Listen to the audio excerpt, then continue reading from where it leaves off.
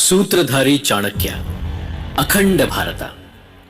ಸಾವಿರಾರು ವರ್ಷಗಳ ಹಿಂದೆ ಬಹುತೇಕ ಭಾರತ ನಮ್ಮ ವಿರುದ್ಧ ದಾಸ್ಯದಲ್ಲಿ ನರಳುತ್ತಾ ಇದ್ದ ಸಮಯ. ಮಗಧ ಸಾಮ್ರಾಜ್ಯದ ರಾಜಧಾನಿ ಪಾಟಲಿಪುತ್ರನು ಇದಕ್ಕೆ ಹೊರತಾಗಿರಲಿಲ್ಲ. ಈಗಿನ ಬಿಹಾರದ ಪಟ್ನಾ ಅಂತಾರಲ್ಲ, ಅದೇ ಜಾಗ. ಅಲ್ಲಿಯ ಪ್ರವೇಶ ದ್ವಾರದ ಹತ್ರ ದೃಢ ನಿರ್ಧಾರದ ಮುಖ ಹೊತ್ತು ಒಬ್ಬ ಮೇಧಾವಿ ಬಂದು ನಿಂತ. ಅವನೆದುರಿನ ದೃಶ್ಯ ನೋಡಿ ಅವನೆದೆ ಝಲ್ಲಂತು. ದ್ವಾರದ ಬಾಗ್ಲಲ್ಲಿ 4-5 ಹಳ್ಳಿ ಜನರ ಹೆಣೆಗಳು ನೇತಾಡ್ತಿದ್ವು. ಮಗಧದ ಸೈನಿಕರು ನೇಣು ಹಾಕಿದ್ದ ಆ ದೇಹಗಳನ್ನ ಕೆಳಗಿಳಿಸ್ತಾ ಇದ್ರು. ಇವರೆಲ್ಲರಿಗೂ ಸಾಮೂಹಿಕ ಮರಣದಂಡನೆ ಕೊಟ್ಟಿದ್ದಾರೆ. ಬಹುಶಃ ಕಳ್ಳರು ದರೋಡೆಕೋರರು ಇರಬೇಕು ಅಂತ ಸುಮಾರು 30 ವರ್ಷದ ಆಸುಪಾಸಿನ ವ್ಯಕ್ತಿಗನ್ನಿಸ್ತು. ಆದ್ರೆ ಪಾಟ್ಲಿಪುತ್ರದ ಪರಿಸ್ಥಿತಿ ಯಾವ ಮಟ್ಟಿಗೆ ಹಾಳಾಗಿರಬಹುದು ಅನ್ನೋ ಕಲ್ಪನೆ ತಕ್ಷಶಿಲೆಯಲ್ಲಿ ಆಚಾರ್ಯರಾಗಿದ್ದ ಆ ವ್ಯಕ್ತಿಗಿರಲಿಲ್ಲ. ಆತ ತನ್ನದೇ ಒಂದು ಉದ್ದೇಶ ಇಟ್ಕೊಂಡು ಅಲ್ಲಿಗೆ ಬಂದಿದ್ದ. ಆ ನೇತ್ ಹಾಕಿದ್ದ ಶವಗಳನ್ನ ನೋಡಿ ಅವರ ಸಂಬಂಧಿಕರೆಲ್ಲ ಜೋರಾಗಿ ಎದೆ ಬಡ್ಕೊಳ್ತಾ ಅಳ್ತಾ ಇದ್ರು. ಆಗ್ಲೇ ಒಬ್ಬ ಮುದುಕಿ ಧ್ವನಿ ಜೋರಾಗಿ ತೂರ್ ಬಂತು. ಅವಳು ಅಲ್ಲೇ ಬಿದ್ದಿದ್ದ ತನ್ನ ಮಗನ್ ಶವನ ತಬ್ಕೊಂಡು ಸೈನಿಕರ ಕಡೆ ನೋಡ್ತಾ ಅಂದ್ಲು, ದೇವ್ರು ನಿಮಗೂ ಒಳ್ಳೇದ್ ಮಾಡಲ್ಲ, ತೆರಿಗೆ ಕಟ್ಟಿಲ್ಲ ಅಂತ ಪ್ರಜೆಗಳನ್ನೇ ಕೊಂದ್ ಹಾಕ್ತಿರಲ್ರೋ, ಎಲ್ಲಿಂದ ತರೋದು ಅಷ್ಟೊಂದು ಹಣ? ಇದನ್ನ ಕೇಳಿ ಒಬ್ಬ ಸೈನಿಕ ಸಿಟ್ಟಲ್ಲ ಮುದುಕಿ ಕಾಲಲ್ಲಿ ಒದಿತಾ ಅಂದ, ಏಯ್ ಮುದುಕಿ, ಜಾಸ್ತಿ ಸದ್ದು ಮಾಡಬೇಡ, ಅಲ್ಲಿ ಮೇಲೆ ಇನ್ನೊಂದು ನೇಣು ಕುಣಿಕೆ ಖಾಲಿ ಇದೆ, ಅದ್ರಲ್ಲಿ ನೇತಾಡ್ತಾ ಇರ್ತೀಯ ಅಂತ ಹೇಳಿ ತನ್ನ ಜತೆಗಿದ್ದವ್ರನ್ನ ನೋಡ್ದ. ಆಕೆ ಬೀಳೋಕು ದ್ವಾರದಲ್ಲಿ ಬಂದು ನಿಂತಿದ್ದ ವ್ಯಕ್ತಿ ಅವಳು ಬೀಳದ ಹಾಗೆ ಹಿಡ್ಕೊಂಡು ಕಾಪಾಡೋಕು ಸರ್ ಹೋಯ್ತು. ಅವರೆಲ್ಲ ಆ ಹೆಣಗಳನ್ನ ಒಂದೊಂದಾಗಿ ಎತ್ತಿ ಅಲ್ಲೇ ನಿಂತಿದ್ದ ಎತ್ತಿನ ಬಂಡಿ ಮೇಲೆ ಹಾಕಿದ್ರು. ಆ ಎತ್ತಿನ ಬಂಡಿ ಮುಂದೆ ಹೋಯ್ತು. ಆ ಹೆಣಗಳನ್ನೆಲ್ಲ ಊರಿನ ನದಿಲಿ ಎಸಿಬೇಕು, ಅವಾಗ ಸಂಸ್ಕಾರ ಆಗ್ಬಾರ್ದು ಅಂತ ಸೈನಿಕರು ಆ ಬಂಡಿ ಓಡಿಸ್ತಿದ್ದವನಿಗೆ ಹೇಳಿದ್ರು. ಹೆಣವಾಗಿದ್ದ ಮನೆಯವರಿಗೆ ಸಂಸ್ಕಾರನು ಮಾಡಕ್ ಆಗ್ತಿಲ್ವಲ್ಲ ಅನ್ನೋ ನೋವಲ್ಲಿ ಅವರ ಸಂಬಂಧಿಕರೆಲ್ಲ ಅಳ್ತಾ ಅಲ್ಲೇ ನಿಂತಿದ್ರು. ಆ ದೃಶ್ಯ ನೋಡಿ ಅಲ್ಲಿ ನಿಂತಿದ್ದ ಆ ವ್ಯಕ್ತಿಗೆ ಆಘಾತ ಆಯ್ತು. ತೆರಿಗೆ ಕಟ್ಲಿಲ್ಲ ಅಂತ ಜನರು ಪ್ರಾಣ ತೆಗಿತಿದಾರ ಅಂತ ಗೊಂದಲನೂ ಆತಂಕ ಕಾಡ್ತು. ಆ ಮುದುಕಿ ಎತ್ತಿನ ಬಂಡಿ ಮೇಲೆ ಬಿದ್ದಿದ್ದ ತನ್ನ ಮಗನ್ ಶವನ ನೋಡ್ತಾ ನಿಂತಿದ್ಲು. ಬಂಡಿ ಮುಂದೆ ಹೊರಟಿತ್ತು. ಆಕೆ ನೋವು ತಡೆಯೋಕಾಗದೆ ಅಲ್ಲೇ ಇದ್ದ ಒಂದ್ ಮರದ ಕೆಳಗೆ ಬಂದು ಕುಸ್ತು ಕೂತ್ಲು. ಆ ವ್ಯಕ್ತಿಗೆ ಅವಳನ್ನ ನೋಡಕ್ಕಾಗ್ಲಿಲ್ಲ. ಅವನಲ್ಲಿ ನೆರೆದಿದ್ದ ಜನರ ನಡುವೆ ತೂರ್ಕೊಂಡು ಆ ಮುದುಕಿ ಹತ್ರ ಹೋಗಿ ಕೂತ. ನೆಲಕ್ಕೆ ಬಿದ್ದಿದ್ದ ಅವಳ ಸೆರ್ಗನ್ನ ಮೈ ಮೇಲೆ ಹೊತ್ಸಿ ಅವಳ ತಲೆ ಮೇಲೆ ಕೈ ಆಡಿಸ್ತಾ ಆತ ಕಣ್ಣಲ್ಲಿ ನೀರು ತುಂಬಿಕೊಂಡಂದ, ಅಮ್ಮ, ನಿಮ್ ದುಃಖನ ಕಡಿಮೆ ಮಾಡೋ ಶಕ್ತಿ ನಂಗಿಲ್ಲ, ಅಲ್ಲದೆ ಸತ್ತೋದ್ ನಿಮ್ ಮಗ ಹಿಂತಿರುಗಿ ಬರಲ್ಲ. ಆದ್ರೆ ನಾನು ನಿಮ್ ಮಗ ಇದ್ದ ಹಾಗೆ. ನಾನೀಗ ಮಹಾರಾಜ ನಂದನ್ನ ಭೇಟಿಯಾಗಕ್ ಹೊರಟಿದ್ದೀನಿ. ಒಂದು ರಾಜ್ಯದ ಆಡಳಿತ ಈ ತರ ನಡೆಯೋದು ತಪ್ಪು ಅಂತ ಅವ್ರಿಗೆ ಅರ್ಥ ಮಾಡಿಸ್ತೀನಿ. ಅದೆಷ್ಟೇ ಕಷ್ಟ ಆಗ್ಲಿ ನಾನು ಪ್ರಮಾಣ ಮಾಡ್ತೀನಿ ತಾಯಿ, ನಿಮ್ಮೆಲ್ಲರ ಕಷ್ಟಕ್ಕೆ ಪರಿಹಾರ ನಾನ್ ಹುಡುಕ್ತೀನಿ.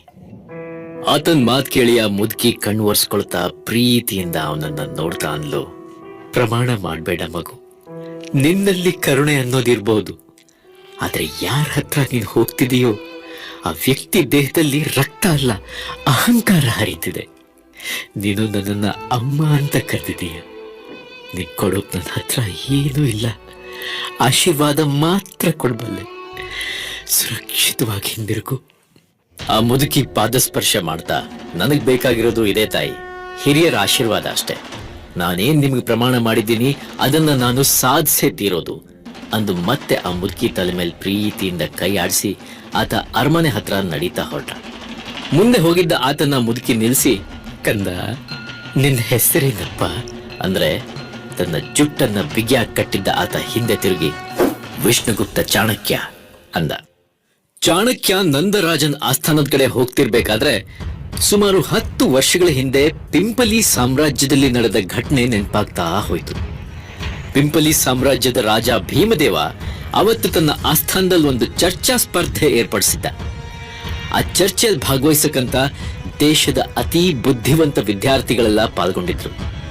ಆ ಚರ್ಚೆಯಲ್ಲಿ ಭಾಗವಹಿಸಿದವ್ರಿಗೆಲ್ಲ ದಕ್ಷಿಣ ರೂಪದಲ್ಲಿ ಆಹಾರ, ಬಟ್ಟೆ ಸಿಕ್ಕರೆ ಸ್ಪರ್ಧೆಯಲ್ಲಿ ಗೆದ್ದವರಿಗೆ ರಾಜನ್ ಮಂತ್ರಿ ಮಂಡಲದಲ್ಲಿ ಮಂತ್ರಿ ಸ್ಥಾನ ಸಿಗೋದಿತ್ತು.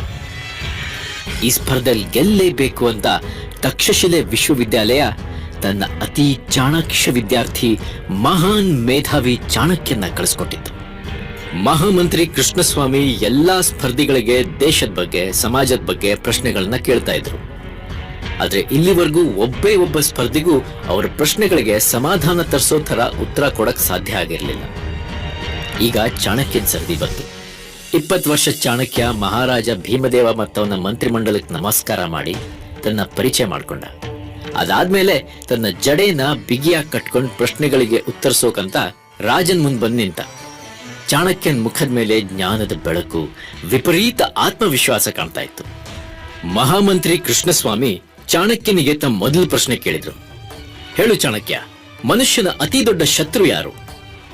ಆ ಪ್ರಶ್ನೆಗೆ ಚಾಣಕ್ಯ ನಗ್ತಾ ಅಂದ, ಮನುಷ್ಯನ ಅತಿ ದೊಡ್ಡ ಶತ್ರು ಅಂದ್ರೆ ಅಹಂಕಾರ. ಅಲ್ಲಿ ಕೂತಿದ ಮಂತ್ರಿಗಳೆಲ್ಲ ಚಾಣಕ್ಯನ ಉತ್ತರ ಕೇಳಿ ಖುಷಿಯಿಂದ ತಲೆ ಅಲ್ಲಾಡ್ಸಿದ್ರು. ಕೂಡ್ಲೆ ಕೃಷ್ಣಸ್ವಾಮಿ ಮತ್ತೊಂದು ಪ್ರಶ್ನೆ ಕೇಳಿದ್ರು.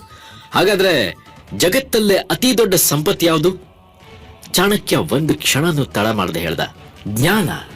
ಜ್ಞಾನ ಜಗತ್ತಲ್ಲೇ ಅತಿ ದೊಡ್ಡ ಸಂಪತ್ತು. ಚಾಣಕ್ಯನ ಉತ್ತರ ಕೇಳಿ ವಿದ್ಯಾರ್ಥಿಗಳೆಲ್ಲ ಖುಷಿಯಿಂದ ಚಪ್ಪಾಳೆ ತಟ್ಟಕ್ಕೆ ಶುರು ಮಾಡಿದ್ರು. ಆದ್ರೆ ಚಾಣಕ್ಯನ ಉತ್ತರ ಕೇಳಿ ರಾಜ ಭೀಮದೇವಂಗ್ ಮಾತ್ರ ಸಮಾಧಾನ ಆಗ್ಲಿಲ್ಲ. ಜ್ಞಾನ ಅತಿ ದೊಡ್ಡ ಸಂಪತ್ತಂತೆ.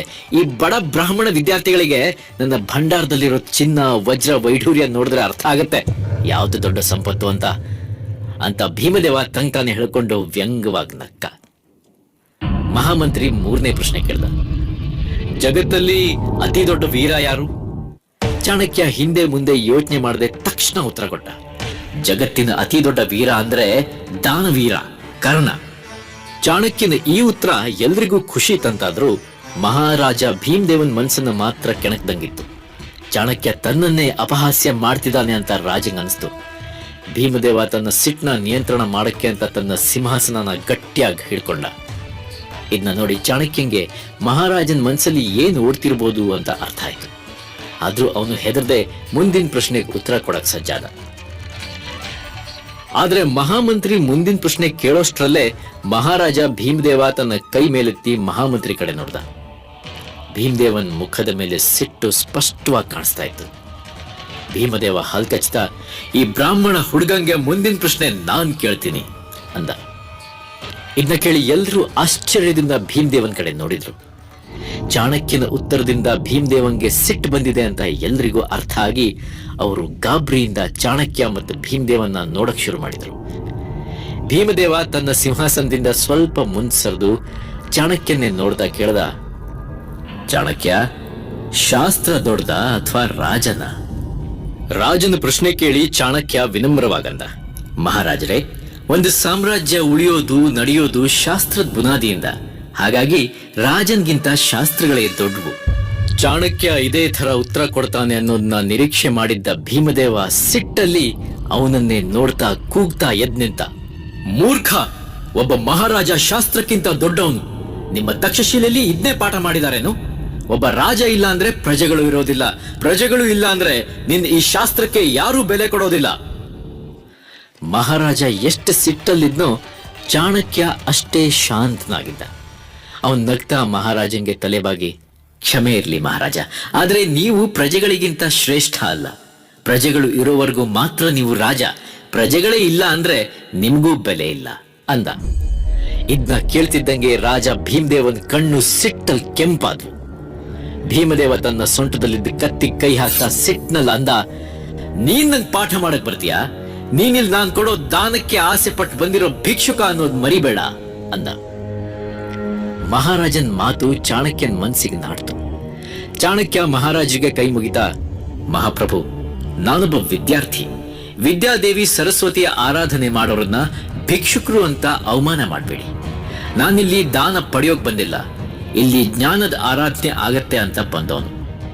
ಯಾವ ಜಾಗದಲ್ಲಿ ನಮ್ಮ ಶಾಸ್ತ್ರಗಳಿಗೆ ಮರ್ಯಾದೆ ಸಿಗಲ್ವೋ ಆ ಜಾಗದಲ್ಲಿ ನಾನು ಒಂದು ಕ್ಷಣನೂ ಇರಲ್ಲ. ಇಷ್ಟ ಹೇಳ್ತಾ ಚಾಣಕ್ಯ ಭೀಮದೇವಂಗೆ ಮತ್ತೆ ತಲೆಬಾಗಿ ನಮಸ್ಕಾರ ಮಾಡಿ ಆಸ್ಥಾನದಿಂದ ಹೊರಗೆ ಬಂದ. ರಾಜ ಭೀಮದೇವ ಸಿಟ್ಟು ಅವಮಾನದಲ್ಲಿ ಕುದೀತಾ ಇದ್ದ. ಇಡೀ ರಾಜಸಭೆ ಚಾಣಕ್ಯನ ಧೈರ್ಯ ನೋಡಿ ಬೆಚ್ಚ ಬಿದ್ದಿತ್ತು. ಎಲ್ರೂ ಗಾಬರಿಯಿಂದ ಆಸ್ಥಾನದಿಂದ ಹೊರಗೆ ಹೋಗ್ತಾ ಇದ್ದ ಚಾಣಕ್ಯನ್ನ ಅವನ ಮೇಲೆ ಸಿಟ್ಟಿಂದ ಕುದೀತಾ ಇದ್ದ ಭೀಮದೇವನ್ನ ನೋಡ್ತಾ ಕೂತ್ರು. ಆ ಚಾಣಕ್ಯನ ಸುಮ್ಮನೆ ಬಿಡಬೇಡಿ ಅಂತ ಹೇಳಕ್ಕೆ ಮಹಾರಾಜ ಭೀಮದೇವ ಬಾಯ್ ತೆರೆದ. ಆದ್ರೆ ಅವನ್ ಬಾಯಿಂದ ಮಾತೇ ಹೊರಡ್ಲಿಲ್ಲ.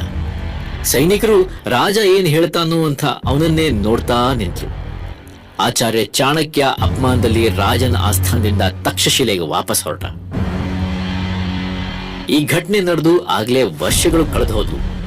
ಆ ಯುವ ವಿದ್ಯಾರ್ಥಿ ಚಾಣಕ್ಯ ಈಗ ಅದೇ ತಕ್ಷಶಿಲಾ ವಿಶ್ವವಿದ್ಯಾಲಯದಲ್ಲಿ ಆಚಾರ್ಯ ಚಾಣಕ್ಯ ಆಗಿ ಬದಲಾಗಿದ್ದರು. ತಕ್ಷಶಿಲಾ ವಿಶ್ವವಿದ್ಯಾಲಯ ವೇದ, ಅರ್ಥಶಾಸ್ತ್ರ, ಆಯುರ್ವೇದ, ರಾಜನೀತಿ ಥರ ನೂರಾರು ವಿಷಯಗಳನ್ನ ಕಲಿಸಿಕೊಡ್ತಿತ್ತು. ಗ್ರೀಸ್, ಮೆಸಿಡೋನಿಯಾ, ಚೀನಾದಂಥ ದೇಶಗಳಿಂದಲೂ ನೂರಾರು ವಿದ್ಯಾರ್ಥಿಗಳು ಅಲ್ಲಿ ಬಂದು ವಿದ್ಯಾಭ್ಯಾಸ ಮಾಡ್ತಿದ್ರು. ಸುಮಾರು 10,000ಕ್ಕೂ ಹೆಚ್ಚು ವಿದ್ಯಾರ್ಥಿಗಳಿದ್ದ ಆ ಜಗತ್ ಪ್ರಸಿದ್ಧ ವಿಶ್ವವಿದ್ಯಾಲಯದಲ್ಲಿ ಆಚಾರ್ಯ ಚಾಣಕ್ಯ ತುಂಬಾ ಪ್ರಖ್ಯಾತಿ ಪಡೆದಿದ್ರು. ಅವ್ರ ಪಾಠ ಕೇಳೋದಕ್ಕಂತಾನೆ ವಿದ್ಯಾರ್ಥಿಗಳು ಹಾತೊರಿತಾ ಇದ್ರು. ಇವತ್ತು ಚಾಣಕ್ಯ ತಮ್ಮ ವಿದ್ಯಾರ್ಥಿಗಳಿಗೆ ರಾಜನೀತಿ ಬಗ್ಗೆ ಪಾಠ ಮಾಡ್ತಿದ್ರು. ಅಷ್ಟರಲ್ಲೇ ಅವರಿಗೆ ಗ್ರಂಥಾಲಯಕ್ಕೆ ಕೂಡಲೇ ಬರಬೇಕು ಅಂತ ಒಂದು ಸಂದೇಶ ಬಂತು. ಏನು ಅನಾಹುತ ಆಗಿದೆ ಅಂತ ಅನ್ಸಿ ಚಾಣಕ್ಯ ಪಾಠ ಅರ್ಧಕ್ಕೆ ನಿಲ್ಲಿಸಿ ಅವಸರದಲ್ಲಿ ನಡೆದ್ರು. ಗ್ರಂಥಾಲಯ ತಲುಪ್ತಿದ್ದಂಗೆ ಅಲ್ಲಿ 4-5 ಆಚಾರ್ಯರು ಕಾಯ್ತಾ ಕೂತಿರೋದನ್ನ ಅವರು ನೋಡಿದ್ರು. ಅವರೆಲ್ಲರ ಮಧ್ಯೆ ಒಬ್ಬ 20-21 ವರ್ಷದ ಯುವಕ ನಿಂತಿದ್ದ. ಅವನ ಹಣೆ ಮೇಲೆ ಗಾಯದ ಕಲೆಗಳು ಎದ್ದು ಕಾಣ್ತಿದ್ವು. ಚಾಣಕ್ಯ ಬರ್ತಿರೋದನ್ನ ನೋಡಿ ಆ ಯುವಕ ಎದ್ದು ನಿಂತು ಅವ್ರ ಹತ್ರ ಬಂದ. ಆಚಾರ್ಯರೇ, ಗಾಂಧಾರ ಸಾಮ್ರಾಜ್ಯದ ದೊರೆ ಅಂಬಿ ಮೆಸಿಡೋನಿಯಾ ಸಾಮ್ರಾಟ ಅಲೆಕ್ಸಾಂಡರ್ ಎದುರು ಶರಣಾಗಿದ್ದಾರೆ. ನಾನು ಅವ್ರ ಸೈನ್ಯದಲ್ಲಿದ್ದೆ. ಜೀವ ಉಳಿಸ್ಕೊಳ್ಳೋಕೆ ಅಂತ ನಮ್ಮಲ್ಲಿ ಕೆಲವರು ತಕ್ಷಶಿಲೆಗೆ ಓಡಿ ಬಂದಿದ್ದೀವಿ. ಈಗ ಆ ಅಲೆಕ್ಸಾಂಡರ್ ಸಂಪೂರ್ಣ ಭರತ ಭೂಮಿನ ಕೈವಶ ಮಾಡ್ಕೋಬೇಕು ಅಂತ ಕಾಯ್ತಿದ್ದಾನೆ ಅಂತ ಚಿಂತೆಯಲ್ಲಿ ಆ ಸೈನಿಕ ಆಚಾರ್ಯರನ್ನ ನೋಡ್ದ. ಆ ಸೈನಿಕ ಒಂದು ಕಾಲದಲ್ಲಿ ತಕ್ಷಶಿಲೆಯಲ್ಲೇ ಓದಿದ ವಿದ್ಯಾರ್ಥಿ ಅಂತ ಆಚಾರ್ಯ ಚಾಣಕ್ಯರಿಗೆ ನೆನಪಾಯಿತು. ಇದನ್ನ ಕೇಳಿ ಆಚಾರ್ಯ ಚಾಣಕ್ಯರಿಗೆ ಆಶ್ಚರ್ಯ ಆಯಿತು. ಅವ್ರು ಒಂದ್ ಕ್ಷಣ ಏನೋ ಯೋಚಿಸಿ ಅಲ್ಲಿದ್ದವರನ್ನೆಲ್ಲ ನೋಡ್ತಾ ಅಂದ್ರು, ಆ ಅಲೆಕ್ಸಾಂಡರ್ ಭರತಖಂಡನ ನಾಶ ಮಾಡಬೇಕು ಅಂತ ನಿರ್ಧರಿಸಿದಾನೆ. ಅದನ್ನ ಹೇಗಾದ್ರೂ ಮಾಡಿ ತಡಿಬೇಕು. ಅವನ ಈ ಜೈತ್ರ ಯಾತ್ರೆ ನಿಲ್ಬೇಕು ಅಂದ್ರೆ ಭಾರತ ಅಖಂಡವಾಗಬೇಕು. ಅಖಂಡ ಭಾರತ ನಿರ್ಮಾಣದ ವಿಷಯನ ನಾವು ಕೂಡ್ಲೇ ಮಗಧ ಮಹಾರಾಜ ಧನಾನಂದನಿಗೆ ತಿಳಿಸ್ಬೇಕು. ಯಾರೆಲ್ಲ ಬರ್ತೀರಾ ನನ್ನ ಜೊತೆ? ಆದ್ರೆ ಚಾಣಕ್ಯರ ಮಾತು ಕೇಳಿ ಅಲ್ಲಿದ್ದವರೆಲ್ಲ ಉತ್ತರ ಕೊಡದೆ ತಲೆ ತಗ್ಗಿಸ್ಕೂದ್ರು. ಇದನ್ನ ನೋಡಿ ಚಾಣಕ್ಯರಿಗೆ ಆಶ್ಚರ್ಯ ಆಯ್ತು.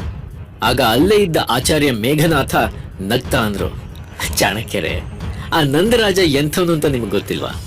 ಆ ರಾಜ ನಮ್ಮ ಮಾತು ಕೇಳಲ್ಲ. ನಂದನ ಆಸ್ಥಾನ ಪ್ರವೇಶ ಮಾಡಿದ್ರೆ ಮಾನ ಪ್ರಾಣ ಎರಡು ಕಳ್ಕೋಬೇಕಾಗತ್ತೆ. ನಾವಂತೂ ಬರೋದಿಲ್ಲ ಅಂದ ಮೇಘನಾಥ. ಇದನ್ನ ಕೇಳಿ ಚಾಣಕ್ಯ ದೃಢವಾದ ಧ್ವನಿಲಿ ಅಂದ್ರು, ಆಚಾರ್ಯ ಮೇಘನಾಥರೇ, ರಾಜಂಗೆ ಸರಿ ದಾರಿ ತೋರಿಸೋದು ನನ್ನ ಕರ್ತವ್ಯ. ನಾನೀಗ್ಲೇ ಮಗಧ ರಾಜ್ಯಕ್ಕೆ ಹೊರಡ್ತೀನಿ. ಇಷ್ಟ ಹೇಳಿ ಆಚಾರ್ಯ ಚಾಣಕ್ಯ ಗ್ರಂಥಾಲಯದಿಂದ ಹೊರಗೆ ಹೊರಟ್ರು. ಅವರು ಹೋಗ್ತಿರೋದು ನೋಡಿ ಮೇಘನಾಥ ಕೆಣಕೋ ರೀತಿಲಿ ಅಂದ, ಚಾಣಕ್ಯರೇ, ಇದು ನಮ್ಮ ನಿಮ್ಮ ಕೊನೆ ಭೇಟಿ ಅನ್ಸುತ್ತೆ. ನೀವು ಹಿಂತಿರುಗಿ ಬರೋ ಸಾಧ್ಯತೆ ಅಂತೂ ಇಲ್ಲ. ಕೊನೆ ಬಾರಿ ಎಲ್ರೂ ಭೋಜನ ಅಂತೂ ಮಾಡೋಣ ಬನ್ನಿ. ಚಾಣಕ್ಯ ಅವರ ಕೊಂಕು ಮಾತಿಗೆ ಉತ್ತರ ಕೊಡದೆ ಹೊರಗೆ ಬಂದರು. ಈಗ ಆಚಾರ್ಯ ಚಾಣಕ್ಯ ರಾಜ ನಂದನ ಆಸ್ಥಾನದ ಕಡೆ ಹೊರಟಿದ್ರು. ಆ ಮುದುಕಿಯಿಂದ ಹೇಳಿದ ಮಾತು ನಂದನ ಸಾಮ್ರಾಜ್ಯದಲ್ಲಿ ಜನ ತೆರಿಗೆ ಹಣ ಕಟ್ಟೋಕಾಗದೆ ನೇಣುಗಂಬ ಏರ್ತಿರೋದೆಲ್ಲ ನೋಡಿ ಅವರಿಗೆ ಬೇಸರ ಆಗಿತ್ತು.